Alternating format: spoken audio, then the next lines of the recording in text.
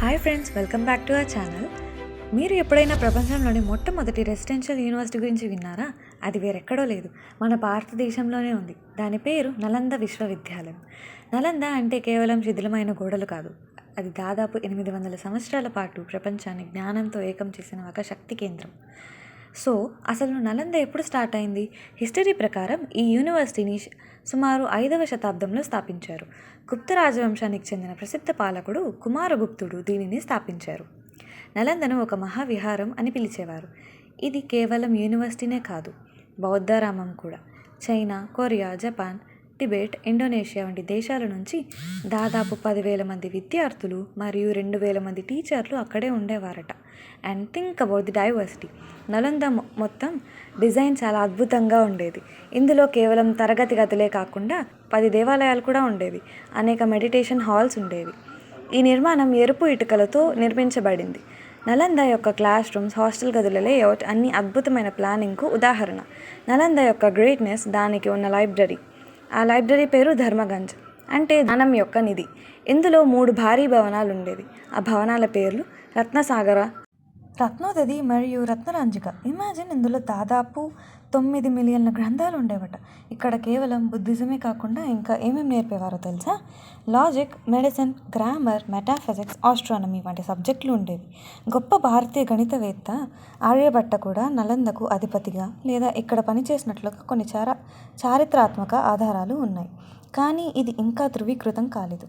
ప్రవేశం కూడా అంత ఈజీ కాదు. ఎంట్రన్స్ ఎగ్జామ్స్ చాలా కఠినంగా ఉండేవి. కేవలం 10 మందిలో 2కి మాత్రమే అడ్మిషన్ దొరికేది.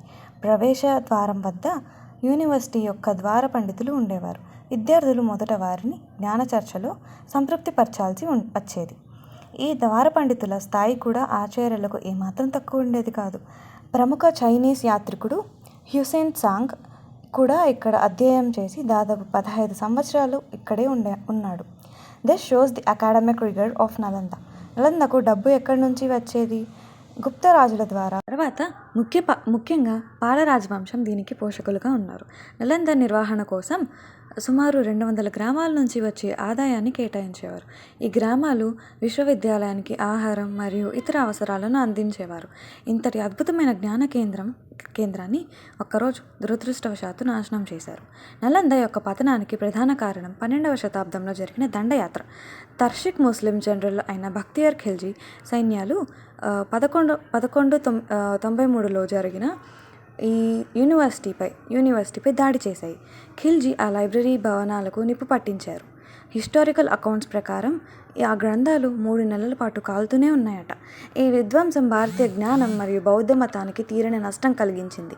బఖ్తియార్ ఖిల్జీ నలందపై దాడి చేయడానికి ఒక కథ ప్రపంచంలో ఉంది.